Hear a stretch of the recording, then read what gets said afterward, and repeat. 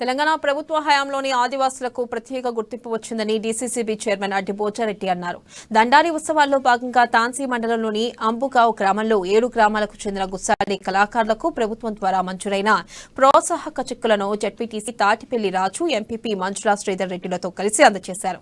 ఈ కార్యక్రమంలో రైతు బంధు మండల అధ్యక్షుడు కంది గోవర్ధన్ రెడ్డి, సర్పంచ్ యశ్వంత్, వివిధ గ్రామాల సర్పంచులు కృష్ణ, సదానందం, వెంకన్న తదితరులు పాల్గొన్నారు.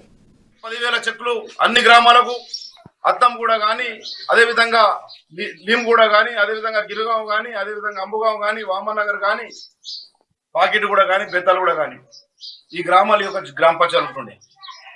ఈరోజు చూస్తూ ఉంటే అత్నంగూడని గ్రామ పంచాయతీ ఏర్పాటు చేసుకోవడం జరిగింది, లింగూడని, అదేవిధంగా అంబుగావుని కూడా గ్రామ పంచాయతీ ఏర్పాటు చేసుకోవడం జరిగింది. ఈరోజు ఈ ప్రాంతంలో ఒక్క గ్రామ పంచాయతీ ఉన్న గ్రామ పంచాయతీని 3 గ్రామ పంచాయతీ చేసుకోవడం జరిగింది.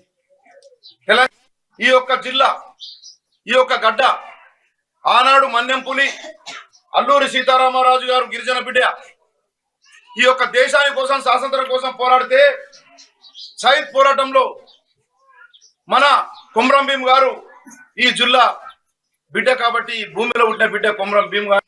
ఈ ప్రాంతంలో పటేళ్ళందరూ నాకు చాలా సన్నిధులు.